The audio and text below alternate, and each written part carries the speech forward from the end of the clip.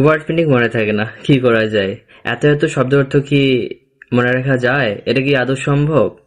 এই প্রশ্নের সম্মুখীন প্রায় আমাকে হতে হয়, যেহেতু আমি 11 ক্লাস, 12 ক্লাস এবং অ্যাডমিশনের শিক্ষার্থীদেরকে নিয়ে দীর্ঘদিন ধরে কাজ করে আসতেছি, পড়িয়ে আসতেছি। তো এই সমস্যাটা কিভাবে সলভ করা যায় আর আমি কিভাবে আমার শিক্ষার্থী স্টুডেন্টদেরকে পড়িয়ে থাকি সেটা আজকে তোমাদের সাথে শেয়ার করবো। 11-12 ক্লাসের জন্য, ক্লাস স্টুডেন্টদের জন্য যে টেক্সট বুকটা আছে, ইংরেজির যে টেক্সট বুকটা আছে, সেটা কিন্তু ওখানে কিন্তু যতগুলো ওয়ার্ডস আছে না, ওগুলো জানলেই ইনাফ, লাগে না তোমাদের এর বাইরে ওয়ার্ড মিনিং জানার। তো কিভাবে পড়বো আমরা ওয়ার্ড মিনিংটা, আসলে এটা আমাদের জানা উচিত।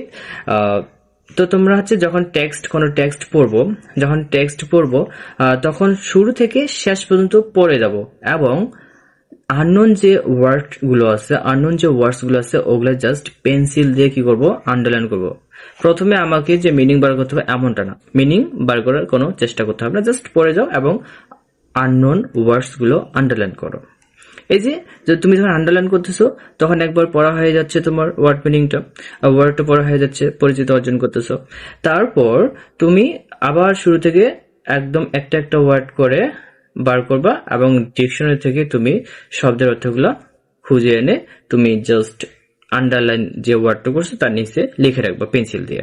তো তাহলে যখন তুমি আন্ডারলাইন করতেছো তখন একবার হয়ে যাচ্ছে। তারপর শুরু থেকে আবার যখন হচ্ছে তুমি কোন ওয়ার্ডটার শব্দ অর্থ জানতে যাচ্ছ তখন একবার হয়ে যাচ্ছে। তারপর ডিকশনারিতে যখন খুঁজতে যাচ্ছ তখন একবার পড়া হয়ে যাচ্ছে। তারপর ওই অর্থটা যখন তুমি নিচে লিখতে যাচ্ছ তখন একবার পড়া হয়ে যাচ্ছে। তার মানে একবারে তোমার চারবার কিন্তু পড়া হয়ে যাচ্ছে শব্দটা। তার মানে তুমি চারবার পড়া হয়ে যাচ্ছে। তারপর করবা যেটা, সেটা হচ্ছে যে একটা সাদা পাতা নিবা বা খাতা হোক, খাতায় তোমার হচ্ছে আননোন ওয়ার্ড গুলো লিখবা। কিন্তু তখনই কিন্তু সাথে সাথে কি করা যাবে না, তোমার শব্দের অর্থ লেখা যাবে না।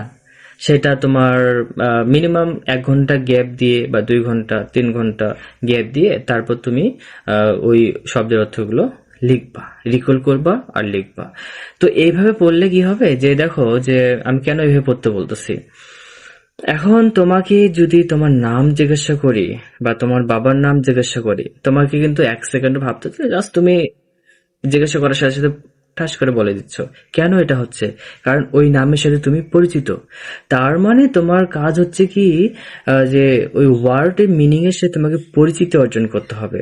কারণ আমাদের মস্তিষ্ক ওটাই যে যে পরিচিত জিনিসগুলো কি মনে রাখে, আর যেগুলা জিনিস আমরা পরিচিত নয় ওগুলা কিন্তু আমরা রিকল করতে পারি না। সো এভাবে তোমরা পড়বা।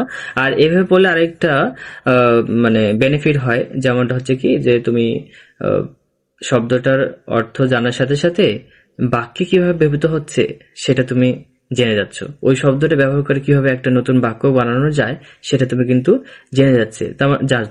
তার মানে একটা সেন্টেন্স স্ট্রাকচার, নতুন নতুন সেন্টেন্স স্ট্রাকচারও শেখা হয়ে যাচ্ছে।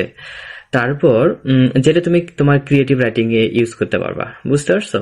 তারপর হচ্ছে তোমার আন্ডারস্ট্যান্ডিং অ্যাবিলিটি কিন্তু বেড়ে যাবে, যেটা খুবই দরকার। তুমি একটা কম্পিটিশন পড়তেছো বা আর্টিকেল পড়তেছো, ওই আর্টিকেলটা কি সম্পর্কে কি মেসেজ দিচ্ছে সেটা যদি তুমি যে না জানতে পারো তাহলে তো তুমি ভালো আনসার করতে পারবো না, তাই না? তা সেজন্য তোমার হচ্ছে কি এই পদ্ধতিটা করতে হবে। আর দ্বিতীয় যেটা হচ্ছে যে তোমাকে ওয়ার্ড মিনিং কেন এভাবে পড়তে বলতেছি, কারণ ইংরেজিতে একটা ওয়ার্ড বিভিন্ন ধরনের অর্থ দিয়ে থাকে, সেটা হচ্ছে আসলে বাক্যে কিভাবে ব্যবহৃত হচ্ছে, এই জন্য তোমাকে এভাবে পড়তে হবে, বুঝতে পারছো? সো এভাবে পড়ো, আশা করি তোমাদের কাজে দিবে, আগের চাইতে একটু হলেও ইমপ্রুভ হবে, বুঝতে পারছো? Thank you.